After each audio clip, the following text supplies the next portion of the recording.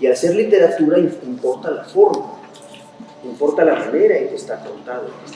Vamos a ver, versículo 9, 11:9. Alégrate, mozo, o mocedad.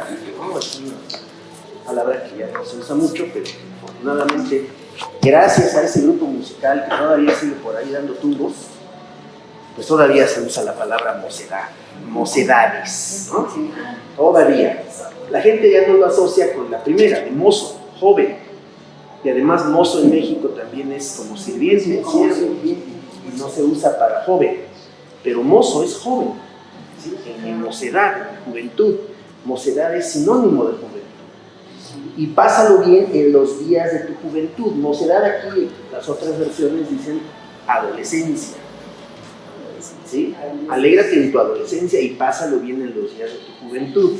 La segunda parte del versículo 9 tiene ese tono moralizante, educativo, pedagógico, que el Eclesiastés no estaba tan seguro de poder utilizar todo el tiempo.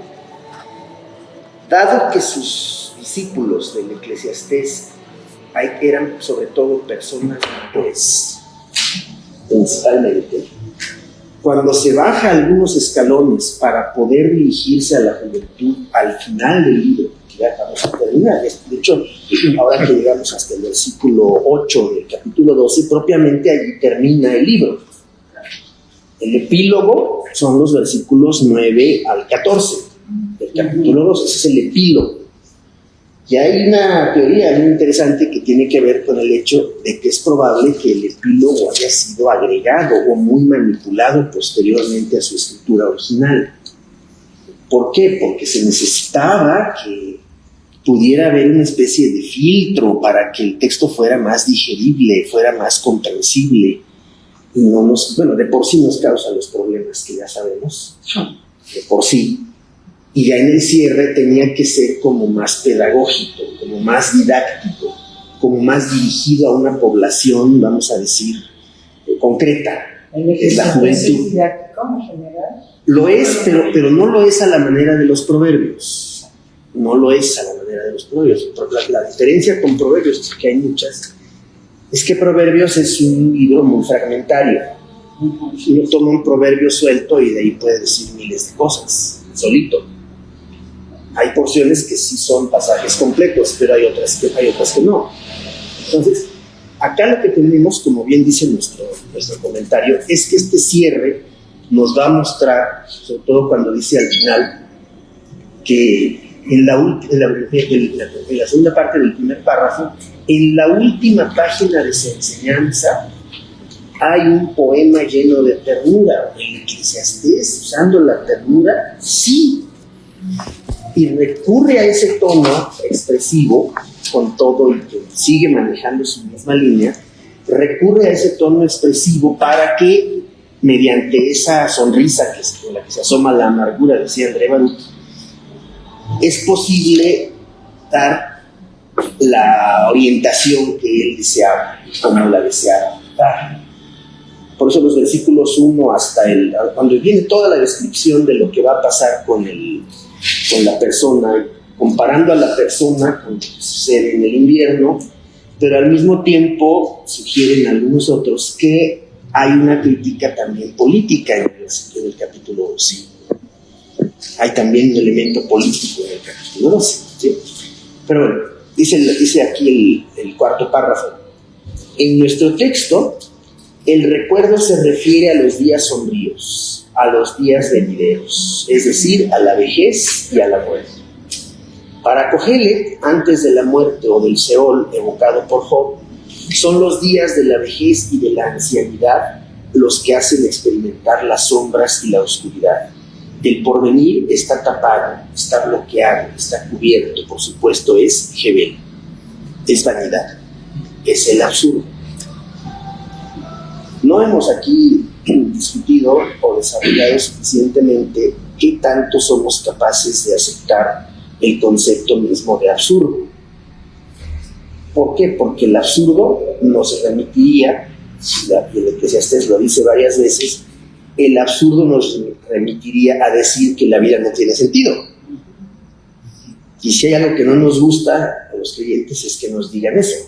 ¿Cómo que no tiene sentido? No, sí, la vida tiene un sentido. Sí, bueno, ¿cuál es? Pues darle la gloria a Dios. Pues vivir para su honra y demás. Para vivir por la descendencia. Para que el mundo sea mejor. Y muchas de esas respuestas son lugares comunes nada más. Puede ser que sí creamos en ellos, yo no lo dudo, pero de que son lugares comunes lo son. Y una de las cosas que hace el Eclesiastés, precisamente, esa es otra de sus lecciones, es que justamente nos enseña a superar los lugares comunes. Superar los lugares comunes. ¿Cómo? Claro, el día a día. No, los lugares comunes. Por eso, es lo mismo. ¿dónde esté uno ahí? No, es que tenemos que ponernos de acuerdo en lo que es un lugar común. Los lugares comunes son ideas que todo el mundo maneja, pero que nadie reflexiona sobre ellas. Esos son los lugares comunes. Un lugar común cristiano es: todas las cosas me ayudan a bien si amo a Dios. Es un lugar común. Está en el texto, claro que está en el texto, sí. Pero se repite tan irreflexivamente. Todas las cosas me ayudan a bien. Sí, Dios tiene el control. Es un lugar común, siempre tiene el control. Dios es bueno, pues claro que es bueno. Dios no va a permitir que su hijo caiga. Bueno, el Salmo lo dice, sí, pero es un lugar común. Y el problema del lugar común es que no se reflexione ni se critique lo que dice. Ese es el problema del lugar común. O sea, eso es el lugar común, ¿sí? Es la frase hecha que se repite y que resuelve aparentemente todo. En un sepelio, ¿qué decimos? Pues todos vamos para allá, se nos adelantó, estamos con usted. Es el lugar común. ¿Que somos sinceros? Sí somos sinceros, pero estamos repitiendo lugares comunes. Y al repetir lugares comunes ya no somos nosotros los que hablamos, es la sociedad, es la moda, es lo que ustedes quieran. Entonces ese es un lugar común, ¿sí? El lugar común sería: el joven es indolente, o el joven es flexible, etcétera, etcétera. Es un lugar común y también es un estereotipo. Los lugares comunes son estereotipos. La mujer piensa más con el corazón que con la mente. Es un lugar común, es un estereotipo. El hombre es feo, fuerte y formal. Es un lugar común. Es un lugar común, es un estereotipo. O sea, los lugares comunes derivan y terminan siendo estereotipos que no necesariamente coinciden con la realidad. Que la realidad es mucho más variada, mucho más rica, mucho más contradictoria de lo que quisiéramos. Pues eso es un lugar común. Y el Eclesiastés tenía una lucha persistente y continua en contra de los lugares comunes. ¿Sí? Entonces, tomando en cuenta eso, ¿sí? el cuarto párrafo que ya veíamos termina diciendo: el porvenir está tapado, es Jebel. Y bueno, cada una de las partes que aparecen aquí en el resto del capítulo 12 muestran justamente los logros que encuentra el Eclesiastés para superar esos lugares comunes, pero al mismo tiempo se sitúa en la misma tradición de aquellos que creían que todo esto es realidad. Acuérdate de tu Creador en los días de tu juventud. Es el clásico de clásicos, ¿no? Antes de que vengan los días malos y lleguen los años de los cuales digas: no tengo en ellos contentamiento. Ya no me alegro, ya no me viene la alegría, ya no me viene la sonrisa. Y empieza el versículo 2. El versículo 2 empieza justamente con la parte de la luz y la parte cósmica, la parte de las estaciones. Antes que se oscurezca el sol y la luz, la luna y las estrellas, y vuelvan las nubes tras la lluvia. Versículo 2. Cuando temblarán los guardas de la casa. Y entonces viene a ser, que es la parte poética y la parte metafórica del texto que comentábamos, aquí viene la suma de metáforas, ¿sí? Y va a describir las partes del cuerpo como, al ser comparadas, por ejemplo, en el versículo 3, comenzando el versículo 3. No, antes. Cuando temblarán los guardas de la casa. Los pies. Las piernas. El aparato esquelético sería más bien, no solo las piernas, pero bueno. Cuando temblarán los guardas de la casa y se encorvarán los hombres fuertes y cesarán las que muelen los dientes porque habrán disminuido y se quedarán a oscuras los ojos, la vista, las que miran por las ventanas. En el versículo 3, con esta suma de 4 metáforas, ¿de qué es? está trasladando la situación de la vejez, la está metiendo en el molde poético, metafórico. En este caso, mete a la casa a los hombres fuertes, los que muelen y los que miran por las ventanas. Primero está la parte cósmica, en el versículo 3, en el versículo 2. Ya en el 3 viene a ser toda esta suma de metáforas que va a atacar o a señalar cada aspecto de la persona.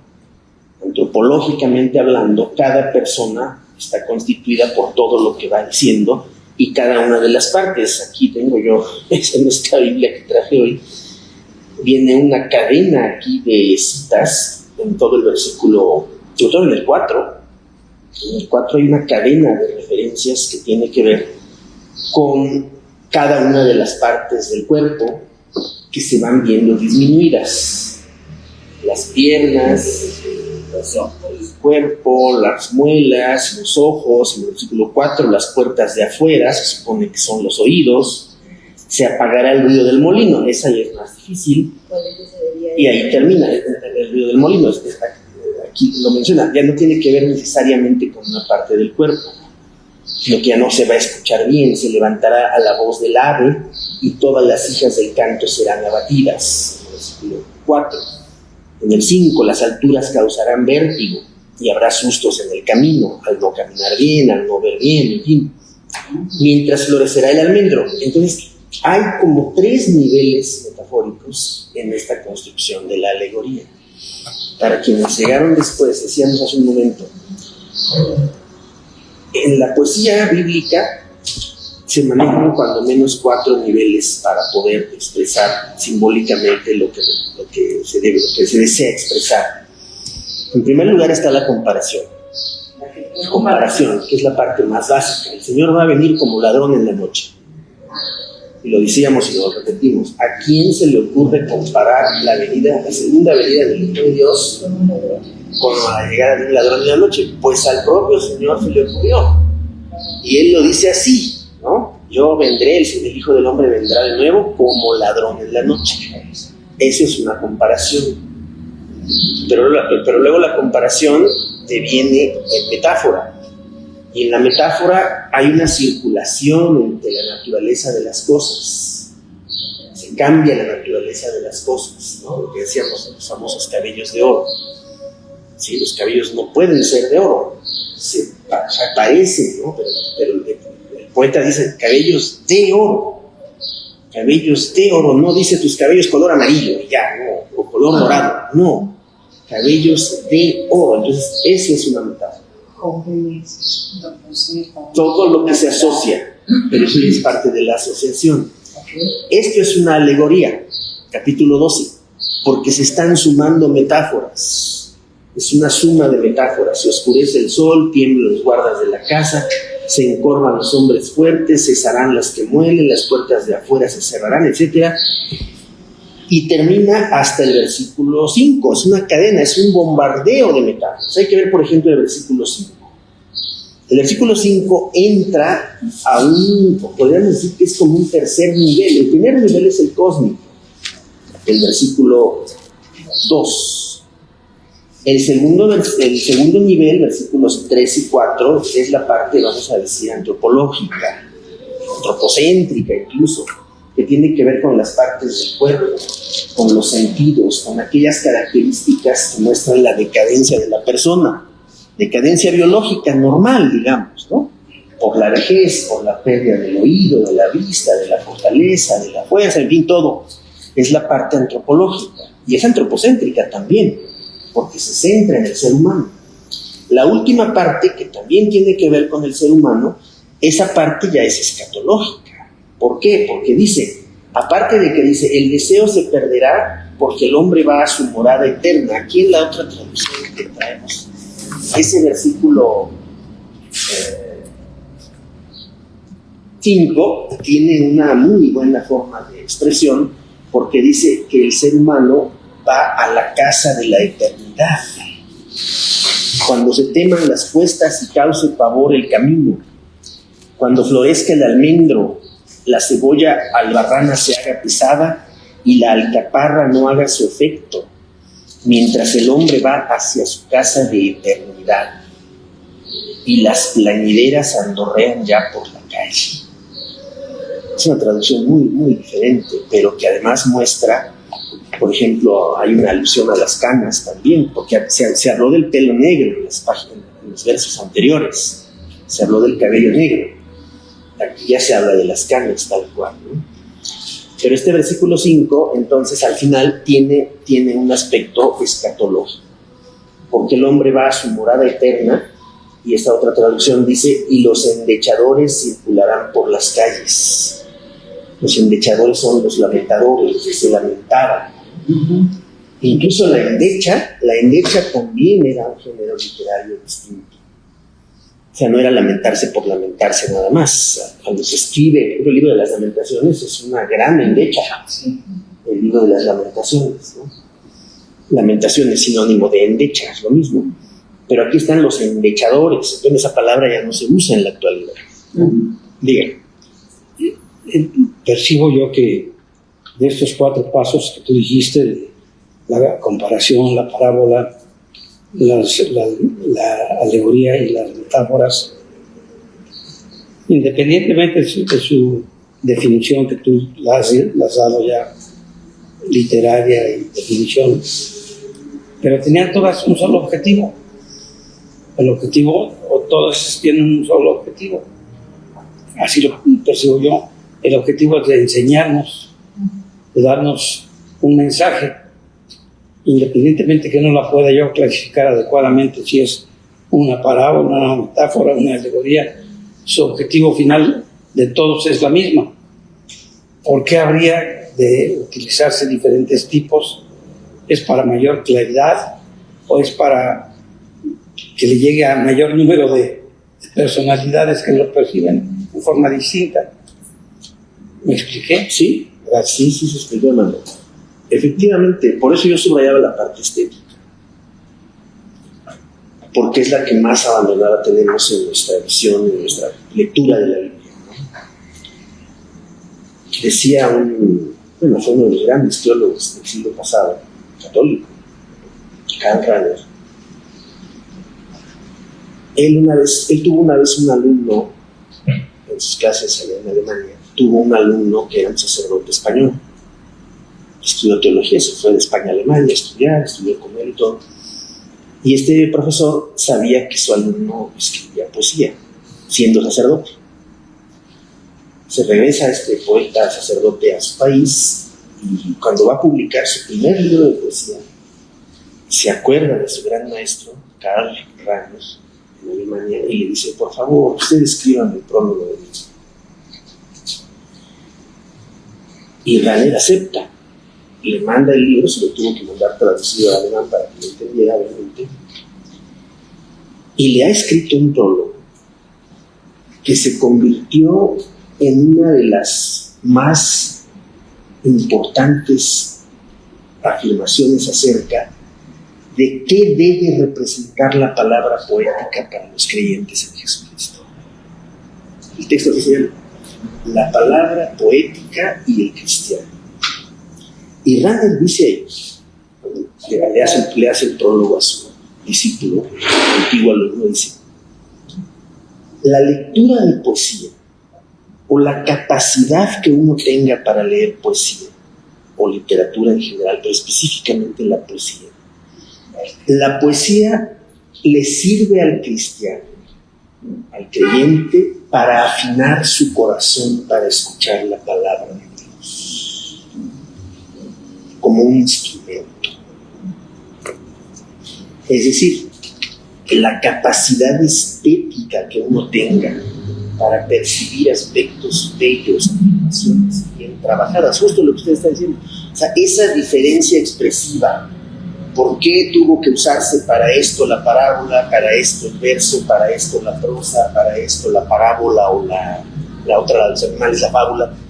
¿Por qué tiene que haber esa variedad literaria? Si todo, volvemos a lo mismo que decía al principio, si todo se puede decir de una sola manera, se dice de una en prosa y vámonos, y ya todo el mundo recibe y obedeces y no obedeces y ya. Haz esto o no hagas esto y ya, directo al grano, pues. Y la Biblia no funciona así. La Biblia funciona también estéticamente. Esa parte es la que justamente se nos ha olvidado. Por eso cuando Daniel escribe eso, y dice así, claro, lo desarrolla ampliamente y pone ejemplos incluso de la poesía alemana, la que él conocía, Rilke, Goethe, en fin, los grandes autores alemanes, los pone como ejemplo, Daniel, siendo teólogo, siendo un profesor de doctrina cristiana, y dice, Dios ha recurrido a la estética para dárselos a conocer. O sea, es una decisión del propio Dios, no es una decisión de los autores de los textos. Dios se sirvió de la capacidad literaria de los autores y autoras, se sirvió de esa capacidad, y Dios no anuló la capacidad expresiva de estos autores para decirnos las cosas de esa manera. O sea, ¿por qué el Eclesiastés se propuso complicarnos la vida? No. El Eclesiastés no se propuso complicarnos la vida. El Eclesiastés lo que quiso hacer fue transmitir lo que él sabía que debía transmitirse de una manera literaria. Hermana Marilyn, su boletín. Lo que él quería era transmitir de una manera expresiva, peculiar, y ahora que entremos Dios mediante al libro de Job, nos vamos a enfrentar justamente a eso de nuevo. Un libro que es 95% poesía y un 5% de prosa. Una poesía dramática, sapiencial, lírica, en fin, todo lo que es el libro de Job. O sea, el libro de Job, en primer lugar, como toda la Biblia, aquí estamos con Eclesiastés, que es el libro en ese sentido más difícil de toda la escritura. El texto nos obliga a llegar al mensaje de Dios a través de la forma. O sea, la forma es inevitable. La forma es una aduana, la forma es un obstáculo para algunos. La forma es un medio por el cual se expresa el contenido de la vida. La forma no puede ser evitada. Nosotros hacemos malabarismos, somos muy buenos para hacer malabarismos y brincarnos la parte estética. Pero cuando nos brincamos la parte estética perdemos mucho del contenido también, diga. Ahora entiendo muchas cosas cuando todo se desconoce, el sustento, como ahorita lo que acabas de decir, la poesía, al leer la escritura. Me recuerdo que hice mofa yo indebidamente cuando llevamos a una persona de un pueblo en el sureste de México en un viaje a Estados Unidos. Entonces nunca había subido en un avión, y entonces cuando subimos en el avión pues íbamos sentados platicando y se asomaba por la ventana y decía, ¿y ahora qué voy a decir? Cuando dice el rey David, alzaré mis ojos a los montes, ahora voy a decir, bajaré mis ojos a los montes porque no los veo hacia arriba. Y todos nos reímos. Pero qué increíble lo que acabas de decir. Me hace un clic hermoso. Es una cuestión poética, de alguna manera, que enriquece o nos ayuda a entender. Y a este hombre dijo, y ahora lo poético del Salmo 23 se convirtió en algo diferente, pero le ayudó a entender. ¿Qué voy a decir ahora? Alzaré mis ojos, voy a tener que decir, bajaré mis ojos a los montes. Nosotros nos reímos como una cuestión de burla, de mofa, pero ahorita lo veo como, qué barbaridad, como a cada quien en un momento dado, una sensibilidad poética te puede alumbrar mucho tu entendimiento. Les acabo de poner aquí en el pizarrón uno de los poemas más cortos en la historia de la literatura italiana. Cada uno está solo sobre el corazón de la tierra, atravesado por un rayo de sol. Y de pronto la noche. Cada uno está sobre el corazón de la tierra, atravesado por un rayo de sol. Y de pronto la noche. La palabra sera, con ese en italiano, significa la transición que hay entre la tarde y la noche. Bonacer. Bonacera se dice. Sí. Buenas tardes, Buenas pero es buenas tardes. noches prácticamente. Es buenas noches, bonacera. Cera es de hecho. Un periódico se llama el Corriere de la Sera, Sí. Correo de la tarde, tarde-noche. Esta capacidad de concisión, esta capacidad de atrapar una realidad como esta, tiene que ver con el filosofía. Cada uno, por separado como individuo, dice este poeta que fue italiano, premio Nobel de Literatura, Salvatore Quasimodo. De hecho era un seudónimo, Quasimodo, el famoso personaje que robaba, ¿no? Entonces se puso Salvatore Quasimodo. Cada uno es un individuo que está solo. La soledad del ser humano, la individualidad del ser humano. ¿Dónde estamos todo el tiempo? Estamos sobre el corazón de la tierra. Pertenecemos a la tierra. Dios nos puso a la tierra. ¿Y cómo estamos en esa situación histórica concreta que nos toca vivir a cada quien? Cada uno está solo sobre el corazón de la tierra, atravesado por un rayo de sol. La luminosidad nos invade, forma parte de nuestra vida y ahí estamos, sentimos la luz, ¿no? Pero ¿qué pasa? Se acaba bien la noche. Y de pronto la noche no avisa, llega y ya. En italiano dice è subito sera, súbito, y de pronto la noche. O sea, esa es la capacidad estética de la que hablaba Rand. El creyente debería de afinar su corazón como un instrumento a través de la poesía, para entonces tener la capacidad de recibir la palabra de Dios. No acostumbramos a afinar nuestro corazón para eso. Cuando ustedes ven que llega un instrumentista y llega y se prepara, se pone primero a afinar el instrumento, ¿no? Cuando ya siente que está afinado, entonces hace pruebas y empieza a tocar. Mientras no afina, no lo hace. ¿Sí? Y ellos tendrían esa capacidad de entender todas las formas de poesía bíblica, porque yo tenía llamado la atención a lo que decía Agustín, no porque te diga bien, pero dice que pasó mucho tiempo y hasta ahora me quedé la moneda de que No importa, a ver, no importa. puede ser que entonces hasta los 80, 90, Sí, sin problema. Sí. ok. Lo que no es Que te caiga nada más, que te caiga antes de que caiga la noche. claro, de pronto en la noche. Sí, el Porque la punto noche es está sinónimo de ya. de fin. Sí, claro, igual que del Ecclesiastes, como estamos viendo acá. Entonces, aquí la propuesta, por eso hoy qué bueno que salió a cuento, porque hoy tenemos que cerrar. Y fue muy buena hora de cerrar allá. Público. Sí. Entonces, no deberíamos de dejar este mundo.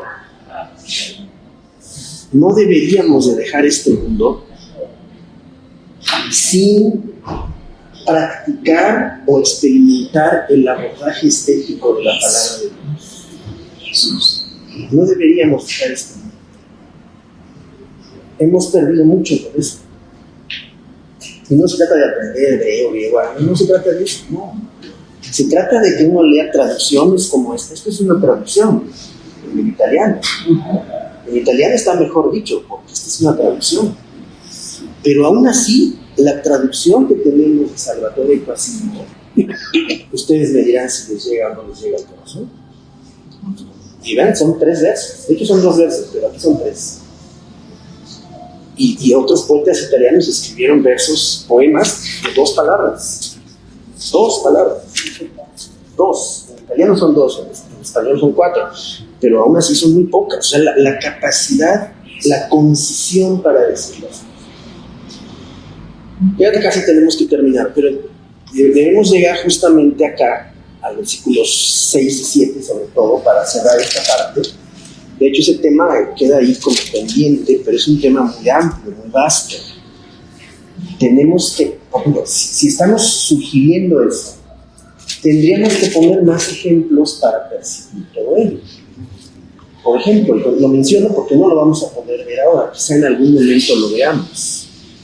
El acróstico que hizo el doctor Alfredo Tepos en el libro de las Lamentaciones, en español. El acróstico está en el libro de las Lamentaciones en hebreo. Pero lo que Alfredo Tepos hizo fue trasladar el acróstico de Lamentaciones en español y cómo cada letra inicial en el acróstico que traduce, cómo el acróstico por separado dice una cosa distinta. O sea, esa es la capacidad estética.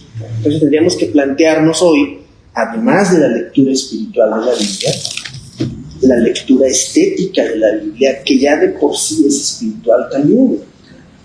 ¿Sí? Bueno, terminamos con los versículos 6 y 7. Antes que el cordón de plata se quiebre y se rompa el cuenco de oro, y el cántaro se quiebre junto a la fuente y la rueda sea rota sobre el pozo. Antes de que todo se vaya al traste. Así es. Sí, antes de que todo se vaya al traste. Eso me gustó, al traste. Al traste. Sí, se va al traste, puedo decir. Porque se va al rancho de la expresión. Hay otras expresiones más coloquiales. Hay de todo. Pero el versículo 7 es al que tenemos que llegar y quedar bien claros en estos 2 minutos que nos quedan. Y el polvo vuelva a la tierra de donde procede, y el espíritu vuelva a Dios que lo ve. 2 cosas sobre este versículo 7. En primer lugar, no hay dualismo en el versículo 7. No hay dualismo. ¿Qué significa eso? Dualismo significa, en este caso particular, que lo que vale más es el espíritu que el cuerpo. Eso no es así. Primero. Y segundo, el polvo vuelve a la tierra de donde procede. Eso viene del Génesis, directamente del Génesis. Y el espíritu vuelva a Dios que lo ve. El espíritu es la palabra ruaj, que además es una palabra femenina. La ruaj de Dios, de hecho es el nombre del espíritu. Ruaj es el espíritu, pero textualmente es la espírita, el ánimo. Y aquí no hay discusión o pleito o debate sobre si cuerpo, alma y espíritu. El ser humano es una unidad completa. El cuerpo, que no usa la palabra cuerpo aquí, el polvo, vuelva a la tierra de donde procede. No dice cuerpo, no dice persona, no dice, va directo. Y dice que el ser humano es polvo, y lo dice el Salmo también. El Señor se acuerda de que somos polvo. No, la palabra polvo, tierra, es Adamá. Y Adán es el que fue sacado de la Adamá, que Adamá también es femenino. Es una palabra femenina, Adamá, la tierra, la madre tierra. El Señor puso espíritu, puso de su ruaj en cada persona al sacarla del polvo y hacerla un ser humano. Eso lo hizo, lo siguió haciendo y lo ha hecho con cada uno de nosotros. Nos pone su ruaj en nosotros. La ruaj es la que nos anima, la que nos hace vivir. Y el texto, y los especialistas y los que dicen acá, el Señor le retira la ruaj a la persona cuando muere. No se lo lleva. El polvo regresa a la tierra y el espíritu, la misma ruaj, vuelve a Dios que lo ve. Por eso lo que dice Job también, ¿no? Las manos del Altísimo me formaron y el soplo del Omnipotente me dio vida. Soplo es ruaj, es la misma palabra. Hay una pregunta. Soplo es ruaj, todo lo que tenga que ver con aire. Todo lo que tenga que ver con aire es el espíritu. Es el espíritu, es lo que nos anima cuando sopla. Y todavía el Señor Jesús en el Evangelio de Juan lo hace muy simbólico y muy directo. Les dice, el Pentecostés de Juan es diferente al de los Evangelios y al de Hechos. El Pentecostés de Juan acontece cuando el Señor Jesús le dice a los discípulos, reciban el Espíritu Santo y les sopla. Ese es el Pentecostés del cuarto evangelio. El Pentecostés de Juan no es el de Hechos, que estaban reunidos y las lenguas, no. El Pentecostés de Juan es: les doy el Espíritu ahora mismo, recíbanlo, y les sopla así, literalmente les sopla de su boca. Sopla la ruaj de Dios, que es el Espíritu. Entonces esas asociaciones, esos elementos aparecen acá. Y este versículo, a pesar de todo esto que estamos diciendo, también es un reflejo de la influencia griega. Para los griegos el cuerpo no valía la pena. Para los griegos hablar del polvo era decir: sí, efectivamente el polvo es lo más despreciable que hay, el polvo debe de regresar a donde es y demás, y el polvo desaparece y no queda nada, no hay nada. El pensamiento griego pensaba en la aniquilación del cuerpo. El pensamiento judío no lo pensaba así, y mucho menos el pensamiento cristiano. Al contrario, en vez de aniquilación del cuerpo, dice la fe cristiana, va a haber una recuperación del cuerpo en la resurrección. Ese es un salto cuantitativo enorme.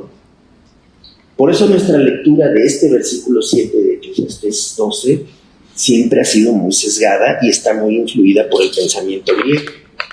El cuerpo es lo que menos vale, a Dios no le interesa salvar el cuerpo, el espíritu es retirado, sí, regresa de donde viene, y el polvo también regresa de donde vino. Es una expresión así, vamos a decir, minimalista. Eclesiastés 12:7 es una expresión minimalista de lo que sucede con la muerte. Está abreviada al máximo. Hay otros pasajes mucho más elaborados, el Salmo 16, por ejemplo. No dejarás que tu santo vea corrupción. Así dice el Salmo 16. No dejarás que tu santo vea corrupción. Por eso ahora la gente dice: no, yo no quiero que me coman los gusanos, a mí que me cremen. Entonces uno se abrevia la corrupción biológica habitual, ¿no? Normal, ¿no? Y dice: no, yo le hago así a los gusanos. Dicen que entonces a mí que me cremen. Bueno, ya sé. Los famosos granolitos. Entonces ese es el problema que tiene Eclesiastés 12:7. No hemos terminado con él. Tenemos que seguir, tenemos que avanzar con él, porque es un versículo demasiado importante como para dejarlo así nada más. Vamos a regresar con él. Y nos dicen que ahora tenemos que cerrar acá. Ya estamos. Imagínate.